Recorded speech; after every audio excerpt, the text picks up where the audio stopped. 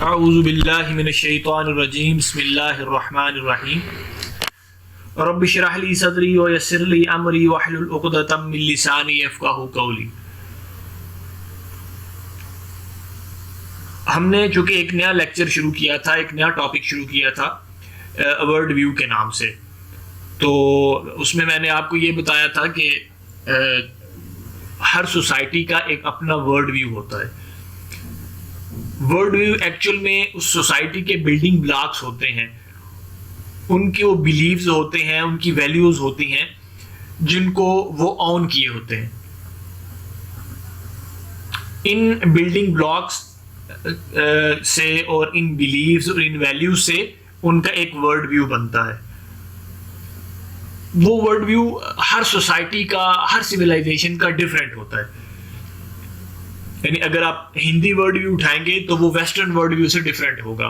एक आप Islamic world view उठाएंगे तो वो हिंदी वर्ल्ड व्यू से डिफरेंट होगा। आप हर सोसाइटी का जब आप देखेंगे वर्ल्ड व्यू तो वो वेरी कर रहा होगा बाकी तमाम वर्ल्ड व्यू से। तो हमारा इस टॉपिक में हमने हर किस्म का वर्ल्ड व्यू तो डिस्कस नहीं करना। एज अ मुस्लिम हमें जिन दो वर्ल्ड व्यू से हमारा सामना रहता है, एक हमारा अपना एक इस्लामी या कुरानिक वर्ल्ड व्यू और दूसरा साइंटिफिक वर्ल्ड व्यू या वर्ल्ड व्यू ऑफ साइंस। यानी साइंस किन बिलीव्स और किन वैल्यूज पर एक सिविलाइजेशन को सिविलाइजेशन बेस करती है। यानी साइंस की बेस पे बनने वाली सिविलाइजेशन के बिल्डिंग ब्लॉक्स क्या हैं, उनके बिलीव्स क्या हैं, ठीक है, उनका वर्ल्ड व्यू क्या है। ये सारी चीजें हमने डिस्कस करनी थी, जो जिसका कुछ हिस्सा मैंने पिछले लेक्चर में बताया। और आज हम जहां से पिछला हमने छोड़ा था जिस टॉपिक से, वहीं से हम इंशाल्लाह स्टार्ट करेंगे। तो हमने बिल्डिंग ब्लॉक्स में 4 बिल्डिंग ब्लॉक्स पढ़े थे कि वर्ल्ड व्यू में मोस्टली अगर आप बड़ी बड़ी चीजों को देखें, बड़े बड़े अकायद को देखें, अगर मैं मजहबी टर्म में यूज करूं से, तो वो 4 हो सकते हैं किसी भी सोसाइटी के। एक सबसे पहला उनका तसव्वुर इल्म क्या है या कॉन्सेप्ट ऑफ नॉलेज क्या है, या जिसे हम एपिस्टेमोलॉजी भी कह सकते हैं। दूसरा उनका कॉन्सेप्ट ऑफ मैन क्या है, यानी इंसान के बारे में उनका क्या कॉन्सेप्ट है, क्या ख्याल है। उसके बाद जो वर्ड है, the concept about the world और यूनिवर्स, के इस जो पूरी कायनात के मुतालिक उनका क्या वर्ल्ड व्यू है, उस माशरे का जो साइंस पे बेस कर रहा है। और फिर लास्ट में उनका कॉन्सेप्ट ऑफ मोरालिटी क्या है। तो हमने एपिस्टेमोलॉजी से स्टार्ट किया था। एपिस्टेमोलॉजी में हमने पर्सपेक्टिव ऑफ नॉलेज और मीनिंग ऑफ नॉलेज पढ़ा था कि साइंस नॉलेज का क्या पर्सपेक्टिव देता है और नॉलेज से उसका क्या मतलब है। यानी जब वो साइंस जब एक किसी चीज को नॉलेज कहती है तो नॉलेज से क्या मुराद है। आज हम इंशाल्लाह वहीं से स्टार्ट करेंगे। Nature of knowledge. अब जो साइंस के अंदर जो नॉलेज है, जिसको हमने पिछली स्लाइड में या पिछले लेक्चर में हमने पढ़ा था कि वो उसका मीनिंग क्या है नेचर का, अब उसका नॉलेज का, अब वो नेचर क्या है, उसकी किस नेचर का है, इसको हम देखें। The nature of the knowledge of science is empirical and physical. ठीक है, सबसे पहली चीज ये है कि जो नेचर ऑफ नॉलेज है, यानी nature of scientific knowledge is empirical and physical, because in episteme of science only that concept और idea becomes knowledge that can be proved through senses. यही चीजें हमने पढ़ी थी ना। उसके मीनिंग में हमने ये पढ़ा था कि यानी जो साइंस होती है वो चीजों की एग्जिस्टेंस से वो डील करती है। ठीक है, यानी नॉलेज क्या है, अवेयरनेस है regarding the existence of something और समवन। तो जब एग्जिस्टेंस होगी उसकी, यानी उसकी अपीयरेंस या उसकी फॉर्म या उसकी एग्जिस्टेंस, तो इट मींस कि वो जो हमारा जिसे हम उसको ऑब्जर्व कर रहे होंगे वो हमारी सेंसेस ही होंगी, ऑब्वियसली बात है। यानी मेरे पास एक पेन है, अगर मैं इसके बारे में साइंटिफिक नॉलेज बताऊंगा तो जो चीज मेरे पास है वो मेरी सेंसेस है ना। मैं इसको देख के, इसको टच करके, इसको सूंघ के, अगर इस तरह की चीज है तो मैं अपनी 5 सेंसेस यूज करके इसका एनालिसिस करके आपको बताऊंगा। ठीक है, तो ये थ्रू सेंसेस जो हमें नॉलेज गेन होगा वो एम्पिरिकल और फिजिकल होगा। ठीक है, ये होगी नॉलेज की नेचर, यानी साइंटिफिक नॉलेज हमेशा फिजिकल नेचर का होगा, यानी उसकी अपीयरेंस से डील करेगा, उसकी फॉर्म से डील करेगा, उसकी एग्जिस्टेंस से डील करेगा, और थ्रू सेंसेस जो उसको नॉलेज गेन होगा उसे हम उसे कहेंगे कि ये फिजिकल या एम्पिरिकल टाइप ऑफ नॉलेज है। Concept having metaphysical nature cannot be regarded as knowledge because it can be proved by senses। ये है खतरनाक चीज जो साइंस में है।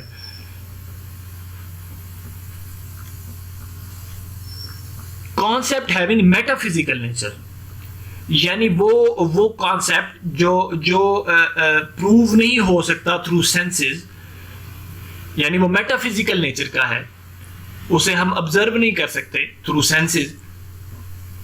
ठीक है, उससे रिलेटेड जो इंफॉर्मेशन होगी ना उसे हम कभी भी नॉलेज नहीं कहेंगे in science, in the episteme of science. ठीक है, यानी लेट्स सपोज हम खुदा पे जो यकीन रखते हैं, बिलीव रखते हैं एज ए मुस्लिम, हम बिलगैब रखते हैं ना, यानी हम खुदा को देखे बगैर मानते हैं। ठीक है, तो साइंस देखे बगैर चीजें जो मानी जाती हैं उसको नॉलेज कंसिडर नहीं करती, यानी वो साइंस की एनक से वो नॉलेज नहीं होगा, वो आपकी अपनी डिजायर होगी, वो आपकी अपना रुझानात होंगे, डिजायर होंगी। ठीक है, लेकिन हम उसको साइंटिफिक नॉलेज कंसिडर नहीं कर सकते, यानी खुदा जो है वो थ्रू साइंस जो है वो हम उसको नहीं जान सकते। ठीक है, क्योंकि वो मेटाफिजिकल नेचर का है, इसलिए हम साइंस के अंदर जो है वो खुदा का इल्म जो है, खुदा का कॉन्सेप्ट जो है वो साइंस नहीं बनेगा, वो नॉलेज नहीं बनेगा, सॉरी। नॉलेज हमेशा वही चीज बनेगी जो फिजिकल नेचर की होगी, जो अपीयरेंस रखेगी, जिसकी फॉर्म होगी, कोई जो ऑब्जेक्ट होगा, कोई थिंग होगी जिसे हम ऑब्जर्व कर सकते हैं थ्रू सेंसेस।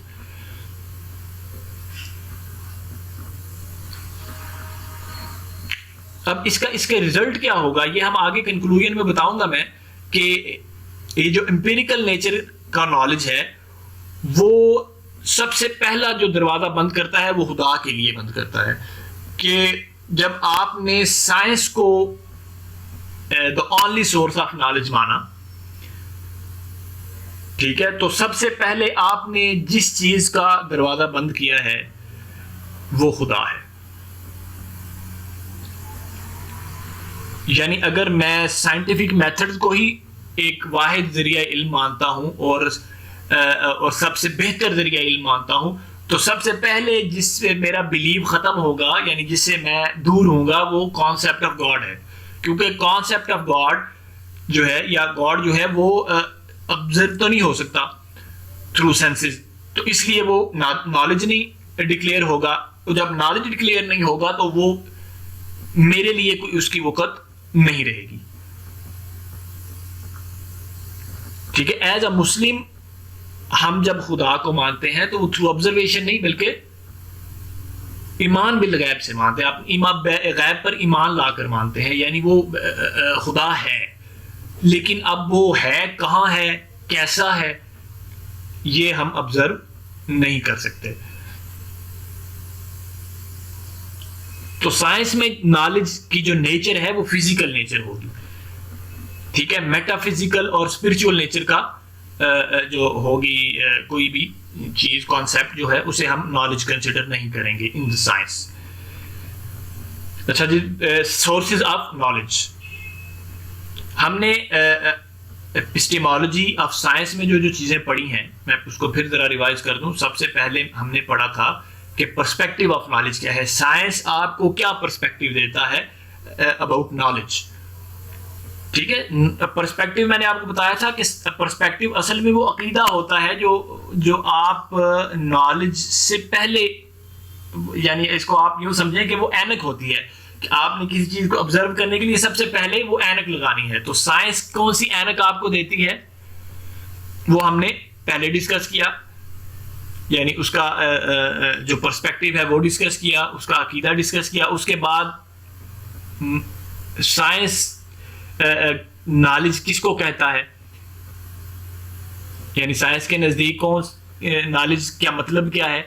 फिर हमने ये देखा कि जो साइंस है, साइंटिफिक नॉलेज है जो, उसकी नेचर क्या है।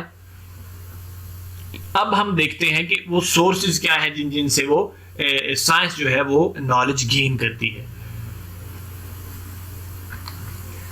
There are 3 types of sources: empirical sources, logical sources and historical sources of science। यानी आप जो साइंटिफिक नॉलेज हमारे पास आता है, साइंटिफिक नॉलेज, अब कौन सा साइंटिफिक नॉलेज, यानी जो ऑब्जर्वेबल है, जो एग्जिस्टेंस रखता है अपनी, ठीक है, जो फिजिकल नेचर रखता है, ठीक है, उसके लिए हमारे पास 3 सोर्सेज हैं: empirical, logical and historical sources. और knowledge get through these senses sources is called acquired knowledge. अब हमने साइंस से साइंटिफिक नॉलेज जो है उसे हमने एक नाम दे दिया है कि ये एक्वायर्ड नॉलेज है, हमने एक्वायर किया है through sources with the help of our senses. यानी एम्पिरिकल सोर्सेज से, लॉजिकल सोर्सेज से और हिस्टोरिकल सोर्सेज से जो हमारे पास नॉलेज आता है, ठीक है, वो हम उसे कहते हैं कि ये एक्वायर्ड नॉलेज है, हमने इसे एक्वायर किया है through empirical sources, logical sources and historical sources. Empirical sources refer to the observation and experiment. Physical empirical sources में आपके पास 2 चीजें होती हैं, यानी साइंस के अंदर एम्पिरिकल सोर्सेज 2 चीजों पे बेस करता है: ऑब्जर्वेशन पे एंड एक्सपेरिमेंट्स पे। Observation is a process of closely observing और monitoring something or someone, and experiment is a scientific process especially in the laboratory to determine something। ठीक है, ये तो सिंपल है, इसको एक्सप्लेन करने की जरूरत नहीं है। सिर्फ ये याद रखें कि एम्पिरिकल सोर्सेज 2 चीजों पे मुश्तमिल होता है, यानी 2 सोर्सेज पे, ऑब्जर्वेशन एंड एक्सपेरिमेंट। इनसे जो हमें इंफॉर्मेशन मिलती है वो थ्रू एम्पिरिकल सोर्सेज से होती है, ठीक है, यानी एम्पिरिकल सोर्सेज जो है वो बेस करते हैं ऑब्जर्वेशन एंड experiments पे। Logical sources consist on induction and deduction। In induction, mind proceeds from particular, specific, limited to general or universal conclusion, example to formula, and noun to unknown। In deduction, mind proceeds from general to specific conclusion, formula to example। अब logical sources क्या हैं, इसको थोड़ा सा समझ लें। Logical sources 2 होते हैं: इंडक्शन एंड डिडक्शन। इंडक्शन में क्या होता है कि mind proceeds from particular, specific, limited to general और यूनिवर्सल, यानी खास से आम तक माइंड मुंतकिल होता है। अब हाथ से आम क्या है, इसको मैं एक एग्जांपल से आपको बताता हूं। लेट्स सपोज आपने एक स्टडी की और आपने ये पता लगाया कि अब मैं देखूं कि इस दुनिया में जितने भी क्रोज हैं, कौवे हैं, जितने भी, उनका कलर क्या है। आपने अपने गांव में देखा, आपको ब्लैक क्रो नजर आए। आप किसी दूसरे सिटी में चले गए, वहां पे आपने ऑब्जर्व किया, वहां भी कौवे काले थे। आप इधर कश्मीर साइड पे चले गए, वहां भी आपने देखा, वहां भी कवे जो है वो उनका कलर काला है। आप बाहर चले गए किसी भी मुल्क में, किसी भी कंट्री में, वहां पे आपने जाके ऑब्जर्व किया, वहां पे भी कवे काले थे। तो आपने अपनी स्पेसिफिक और लिमिटेड ऑब्जर्वेशन से एक कंक्लूजन डिफाइन कर ली, एक जनरल कंक्लूजन या एक यूनिवर्सल कंक्लूजन डिफाइन कर ली। क्या डिफाइन की? कि तमाम कवे काले हैं। देखिए, अब तमाम कवे काले हैं, ये आपने एक यूनिवर्सल कंक्लूजन निकाल ली है, लेकिन ये बेस किस पे कर रही है? आपकी लिमिटेड ऑब्जर्वेशंस पे। आपने चंद जगहों पे जाके इसको ऑब्जर्व किया और आपने एक जनरल कंक्लूजन ये निकाली कि जो कवे हैं वो काले होते हैं। ठीक है, ये होता है इंडक्शन। साइंस इंडक्शन के बेस पे आगे चलती है। ठीक है, यानी साइंस के अंदर जो होता है ना, जो फिजिकल साइंस होती है, उसके अंदर जो जैसे पूरा एक प्रोसेस है, साइंटिफिक मेथड जो है वो इंडक्शन की बेस पे चलता है। क्या इसमें क्या होता है कि ऑब्जर्व किया जाता है चीजों को, उनको एक्सपेरिमेंट किया जाता है बार बार, फिर हाइपोथेसिस कायम किया जाता है, और हाइपोथेसिस को फिर ऑब्जर्वेशन और एक्सपेरिमेंट से वेरीफाई करके एक थ्योरी निकाली जाती है। यही प्रोसेस होता है इंडक्शन में भी। इंडक्शन में भी आप ऑब्जर्व करते हैं और अपना एक हाइपोथेसिस जो है वो डेवलप करते हैं, या एक जनरल कंक्लूजन आप निकालते हैं, उसको अगेन बार बार फिर आप थ्रू ऑब्जर्वेशन और थ्रू एक्सपेरिमेंट उसको वेरीफाई करते हैं, और वेरीफाई होने के बाद वो एक थियरी बन जाता है। इसका इंडक्शन का एक प्रॉब्लम ये है, प्रॉब्लम चले इंशाल्लाह आगे इसको डिटेल में जब हम पढ़ेंगे तो वहां मैं आपको बताऊंगा। इंडक्शन ये है कि आप लिमिटेड ऑब्जर्वेशन से आप एक जनरल कंक्लूजन डिफाइन करते हैं, यानी आपके पास प्रीमिसेस लिमिटेड होते हैं और उससे आप एक जनरल कंक्लूजन जो है वो डिराइव करते हैं। अच्छा, एग्जाम्पल टू फार्मूला, यानी ये भी वही चीज है, एग्जाम्पल डिफरेंट आप लेके तो उससे एक फार्मूला डिराइव कर देते हैं। अच्छा, नाउन टू अननाउन ये क्या है? इसकी भी एग्जाम्पल है। देखिए, जब न्यूटन ने वो सेब को ऑब्जर्व किया कि वो नीचे क्यों गिरता है, जमीन पे क्यों गिरता है, सेब का दरख्त से टूटकर जमीन पे गिरना ये एक ऑब्जर्वेबल इवेंट है ना, ये नॉन है। ठीक है, ये नजर आ रहा है। अच्छा, न्यूटन ने क्या किया कि उसने कहा कि कोई ऐसी चीज है जो इसकी बैक साइड पे इसको पुल कर रही है, इसको फोर्स कर रही है कि नीचे गिरे। वो उसने क्या निकाला कि वो उसने कहा कि ये एक्चुअल में फोर्स ऑफ ग्रेविटी है। ठीक है, अब फोर्स ऑफ ग्रेविटी जो है वो नजर तो नहीं आ रही ना, ऑब्जर्वेबल नहीं है। तो क्या हुआ इसमें कि नाउन जो माइंड है उसने जब वो प्रोसीड किया तो वो नाउन टू अननाउन गया, यानी जो चीजें हमारे सामने हैं उससे देखकर माइंड ने अननाउन तक अप्रोच किया। सेब को जमीन पर गिरता देख के उसने फोर्स ऑफ ग्रेविटी को डिफाइन किया। ठीक है, तो ये है नाउन टू अननाउन। ये सारा चीज, जितनी भी प्रोसेस है, ये इंडक्शन में होता है। डिडक्शन क्या होती है? डिडक्शन में mind proceeds from general to specific conclusion, formula to example. ये डिडक्शन में बिल्कुल इंडक्शन के अपोजिट होता है। इसकी मैं एग्जांपल आपको देता हूं कि जनरल टू पर्टिकुलर या स्पेसिफिक माइंड कैसे प्रोसीड करता है। लेट्स सपोज हम एक जनरल कंक्लूजन जो है वो हमने ये डिफाइन की है कि ऑल मेन आर मॉर्टल, कि जो जितने भी इंसान है वो फानी है। ठीक है, ये हमने कहीं से भी एक फार्मूला डिराइव कर लिया है।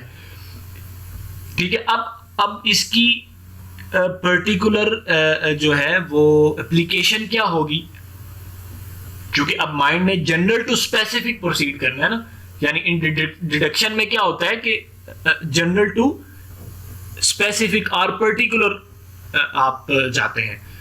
ठीक है, तो आपके पास एक जनरल कंक्लूजन ये है कि ऑल मैन आर मॉर्टल। ठीक है, तो अगर आपसे ये पूछे so what can be say about Ali, Ali के बारे में क्या होगा, तो आप कहेंगे कि अली इज मॉर्टल। ठीक है, फिर कोई पूछेगा so what can be say about Hamza, तो आप कहेंगे हमजा इज मॉर्टल। ठीक है, what can be say about Kashif, तो आप कहेंगे जी काशिफ इज मॉर्टल। ठीक है, तो आपने क्या किया, एक जनरल कंक्लूजन रखी और फिर उसी कंक्लूजन को आपने पर्टिकुलर हर इंडिविजुअल पे अप्लाई किया, अली पे अप्लाई किया, हमजा पे अप्लाई किया और काशिफ पे अप्लाई किया। तो ये है एक माइंड का जनरल टू स्पेसिफिक प्रोसीड करना, इसे हम कहेंगे डिडक्शन। तो ये लॉजिकल सोर्सेज हैं दो, induction and deduction. Historical sources consist on established history and strange history. Established history is like an eye-seeing reality. It is an event narrated by such a large number of people that it cannot be expected to agree upon or lie all of them together. Historical sources में भी दो sources हैं आपके पास, established history and strange history. Established history क्या है? पहले तो ये समझे कि हिस्टोरिकल सोर्सेज होते क्या हैं। हिस्टोरिकल सोर्सेज वो होते हैं जिन्हें हम डायरेक्टली ऑब्जर्व नहीं किया होता, हमसे पहले के टाइम में वो चीज गुजर चुकी होती है। ठीक है, या हम एट द स्पॉट जो है वो उस इवेंट पे हम वहां पे मौजूद नहीं होते। ठीक है, तो वो जब ट्रांसमिट होके हम तक पहुंचती है तो वो हिस्ट्री बन जाती है। मैं इसकी एग्जांपल देता हूं आपको। पाकिस्तान के बानी या फाउंडर कौन है? कायदे आज़म मोहम्मद अली जिन्ना। ये अब इस्टेब्लिश हिस्ट्री है, कोई इसे डिनाई नहीं कर सकता इस स्टेटमेंट को। क्यों? क्योंकि ये जो एक पर्टिकुलर खबर है, पर्टिकुलर नरेशन है, जिसे मैंने अभी आपके सामने रखा है, ये एक मेजॉरिटी ऑफ द पीपल ने नरेट किया है, ट्रांसमिट किया आगे। ठीक है ना, इसमें कोई डाउट हो ही नहीं सकता कि जो कायदे आज़म है वो फाउंडर नहीं है पाकिस्तान के। यानी अब मैं चूंकि वहां पे मौजूद तो नहीं हूं ना जब पाकिस्तान बना, वहां पे मैं ये खुद से ऑब्जर्व तो नहीं कर रहा था, ये मेरे पास ट्रांसमिट होके ये नरेशन पहुंची है ना, ये खबर पहुंची है। ठीक है, तो अब ये दो तरह की खबर हो सकती है, या वो इस्टेब्लिश हिस्ट्री होगी या वो स्ट्रेंज हिस्ट्री होगी। ठीक है, तो मैं इसे कह रहा हूं कि ये इस्टेब्लिश हिस्ट्री है इसलिए क्योंकि एक मेजॉरिटी ऑफ द पीपल ने इसे नरेट किया है, और आप कोई सिंगल पर्सन भी नहीं निकाल सकते जो आपको ये कहेगा कि जो फाउंडर ऑफ पाकिस्तान है वो कायदे आज़म नहीं है बल्कि कोई और है। ठीक है, ये इतनी क्लियर बात है, इसीलिए इसको कहा गया ना, it is like an I seeing reality, कि ऐसा ही है जैसे आप खुद इसे ऑब्जर्व कर रहे हैं। ये खबर इतने लोगों ने आगे ट्रांसमिट की है कि ऐसा लगता है कि ये बंदा जिस तक पहुंची है वो खुद वहां पे जाके इस चीज को ऑब्जर्व करके आया। ये होती है एस्टेब्लिश हिस्ट्री। ठीक है, अब बात करते हैं स्ट्रेंज हिस्ट्री की। An event which is narrated by a countable number of people is called strange history. It can be authentic as well as weak. अच्छा, स्ट्रेंज हिस्ट्री क्या है? जो कुछ बंदों ने कोई इवेंट देखा, ठीक है, लेट्स सपोज 10 बंदों ने एक इवेंट देखा, कोई भी, उसमें से आगे 5 बंदों ने आगे अपने दोस्तों को बता दिया, अपने घर में बता दिया कि जी मैंने ये देखा है। ठीक है, उसमें फिर आगे 1-2 बंदों ने फिर आगे नरेट कर दिया। ठीक है, इसमें क्या हुआ कि मेजॉरिटी ऑफ द पीपल जो है वो इन्वॉल्व नहीं है। इसमें कुछ लोग हैं जिन्होंने उसको देखा और उनमें से भी कुछ ने आगे फिर इसको बयान किया। ठीक है, तो ये एक हमारे पास स्ट्रेंज हिस्ट्री की भी एक होती है, एक चैनल होता है। अब मैं आपको इसकी फिर एग्जांपल देता हूं। लेट्स सपोज इल्लामा इकबाल ने एक कोई भी बात की और वो उन्होंने ये बात सिर्फ अपने जो है वो अपने बेटे से की, लेट्स सपोज। अब वो बात एक बंदे से ट्रांसमिट होके आ रही है। अब इल्लामा इकबाल के बेटे ने किसी और से डिस्कस की, वो जिससे डिस्कस की वो हो सकता है 4 को और बता दे, ठीक है। उनमें से एक ने क्या किया कि उसको अपनी बुक में लिख लिया, ठीक है, यानी वो बुक राइटर था, तो उसने कहा जी मुझे इल्लामा इकबाल जो है उनके बेटे से ये बात पता चली है, तो मैंने ये अपनी बुक में लिख ली है, ठीक है। अब ये जो एक स्पेसिफिक वे है, यानी 4-5 लोगों तक वो बात रही है बस, ठीक है। ये एक मेजॉरिटी ऑफ द पीपल ने आगे नरेट नहीं की, तो इसे हम कहेंगे कि ये स्ट्रेंज हिस्ट्री है,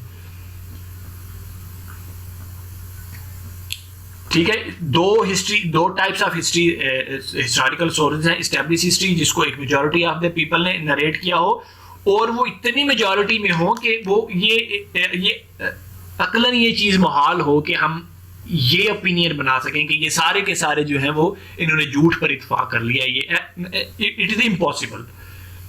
ये हो नहीं सकता कि इतनी बड़ी मेजॉरिटी हो लोगों की और वो किसी एक झूठ पे इत्तेफाक कर लें, ठीक है। तो इसलिए जो मेजॉरिटी आगे नरेट करती है वो तवातर, उसमें तवातर होता है, वो मुतवातिर होती है, वो इस्टेब्लिश हिस्ट्री होती है। लेकिन जो 1, 2, 3, 4 लोगों ने आगे बयान किया हो वो उसको हम स्ट्रेंज हिस्ट्री कहेंगे। तो ये हमारे पास सोर्सेज थे, 3 मेन सोर्सेज हैं। सबसे पहले जो सोर्स है वो हमने देखा कि एम्पिरिकल सोर्सेज हैं जिसमें ऑब्जर्वेशन एंड एक्सपेरिमेंट्स। सेकंड पे लॉजिकल सोर्सेज है जिसमें इंडक्शन और डिडक्शन है, और उसके बाद हिस्टोरिकल सोर्सेज जिसमें establish history and strange history है। अभी ये टॉपिक खत्म नहीं हुआ, आगे हम इंशाल्लाह टाइप्स ऑफ नॉलेज की बात करेंगे। उसके बाद फिर हम इंशाल्लाह देखेंगे कि कुरान की एपिस्टेमोलॉजी क्या है। उसमें हम देखेंगे कि अगर हम कुरान की रोशनी में नॉलेज की डेफिनेशन करें तो क्या होगी, नेचर क्या होगी उस नॉलेज की, उसका कुरान हमें क्या पर्सपेक्टिव ऑफ नॉलेज देता है। तो ये कुरान से रिलेटेड हम आगे इंशाल्लाह पूरी बात करेंगे। तो आज के वीडियो में यहीं तक, इंशाल्लाह फिर नेक्स्ट वीडियो में हम एक नई बात से आगाज करेंगे। वस्सलामु अलैकुम वरहमतुल्लाहि वबरकातुहू।